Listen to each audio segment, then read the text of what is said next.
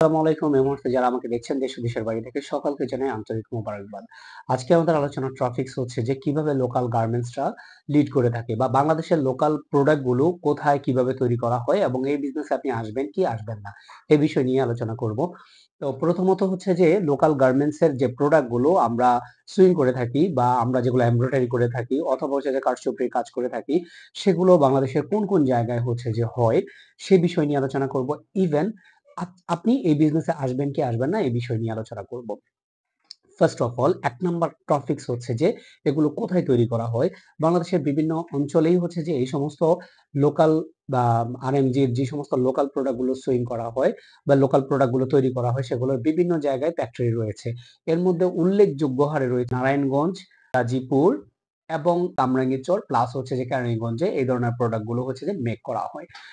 Most of them এখানে maximum factory গুলো হচ্ছে যে কামরাঙ্গীরচর, কেরানীগঞ্জ প্লাস হচ্ছে যে আদাবরে রয়েছে কম্পিউটার কারখানাগুলো। কম্পিউটার দ্যাট মিনস হচ্ছে যে এমব্রয়ডারি কারখানাগুলো ম্যাক্সিমাম কারখানাগুলো হচ্ছে যে আদাবরেই হচ্ছে যে ম্যাক্সিমাম।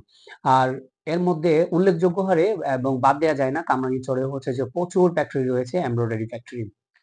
তো এই ধরনের সেক্টর গুলো হচ্ছে যে এইখানেই অবস্থিত। বেসিক্যালি ঢাকার ভিতরেই হচ্ছে যে কেরানীগঞ্জ এবং কামরাঙ্গীরচরেই হচ্ছে যে এই ধরনের ফ্যাক্টরি গুলো অবস্থিত।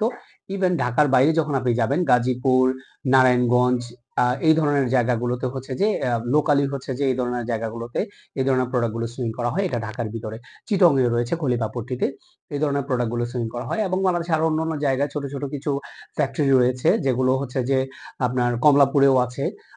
মোস্ট অফ দ্যাম আমরা আসলে সবগুলোর কথা জানি না যেগুলো হচ্ছে যে বিগ ভাবেই বাংলাদেশের হচ্ছে যে আরএমজি সেক্টরের লোকালি হচ্ছে যে ভূমিকা রাখে সেগুলোর ব্যাপারেই হচ্ছে যে আমরা আপনাদেরকে অবহিত করছি। তো যাই হোক, হোয়াট এভার, এখন আমি দ্বিতীয় বিষয় নিয়ে কথা বলবো সেটা হচ্ছে যে আপনি কি এই সেক্টরে আসবেন কি আসবেন না। আসলে বাংলাদেশের আরএমজি লোকাল সেক্টরটা এখন একদমই আপনি বলতে পারেন এখানে কোনো লিডিং নাই, কোনো অ্যাসোসিয়েশন নাই, কোনো কিচ্ছু নাই। এখানে এসে আপনি যদি একটা প্রবলেম ফেস করেন সেই প্রবলেম আপনাকে সলিউশন দেওয়ার মতো সলভিং দেওয়ার মতো কোনো পার্সন আপনি খুঁজে পাবেন না। আমি ব্যক্তিগতভাবে আজকে ৫ বছর এই আরএনজি সেক্টরের সাথে লোকাল আরএনজি সেক্টরের সাথে জড়িত। ৫ বছরের মধ্যে আমি কোনো বিষয়ে কখনো কারো থেকে কোনো রকম কোনো সহযোগিতা পাইনি। সো দ্যাট আপনি আসার সময় অবশ্যই মাথায় রাখতে হবে এখানে কোনো অ্যাসোসিয়েশন নাই, কোনো হেল্প আপনি পাবেন না। আপনাকে আপনার সমস্ত বিষয়গুলোকে গোছায় নিতে হবে। ইভেন যদি আপনার সাথে বায়ার যদি ২ নাম্বারি করে, ইভেন আপনার সাথে বায়ার যদি হচ্ছে যে কাজ দেয় টাকা আপনাকে দিচ্ছে না, সেই ক্ষেত্রে হচ্ছে যে আপনি কারো থেকে সাপোর্ট পাবেন না। ২ আপনি প্রোডাক্ট কিনে প্রতারিত হতে পারেন, র মেটেরিয়ালস কিনে প্রতারিত হতে পারেন, সেই ক্ষেত্রে আপনাকে কেউ সাপোর্ট দেওয়ার মতো নাই।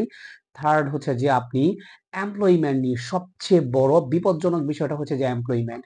আপনি দেখবেন যে আপনি একটা ফ্যাক্টরি করেছেন, হ্যাঁ অল্প কিছু পুঁজি দিয়ে একটা ফ্যাক্টরি করা যায়। ৫ থেকে ৭ লাখ টাকার মধ্যে আপনি একটা ছোটখাটো ফ্যাক্টরি সেটআপ করে ফেলতে পারবেন।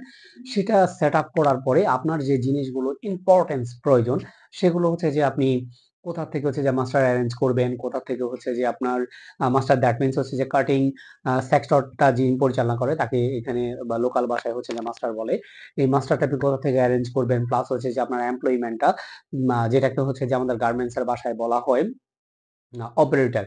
আপনার মেশিন অপারেটর গুলো কোথায় পাবেন, আপনার ওভারলক অপারেটর কোথায় পাবেন এবং আপনি ফিনিশিং ফিনিশিং করার জন্য অথবা হচ্ছে যে আপনার প্রোডাক্ট গুলোকে সুতা বাছাই করা, তারপরে হচ্ছে যে আপনার প্যাকেটজাত করা এই ধরনের সেক্টর গুলোর জন্য হচ্ছে যে আপনি লোক কোথায় পেয়ে যাবেন, হ্যাঁ?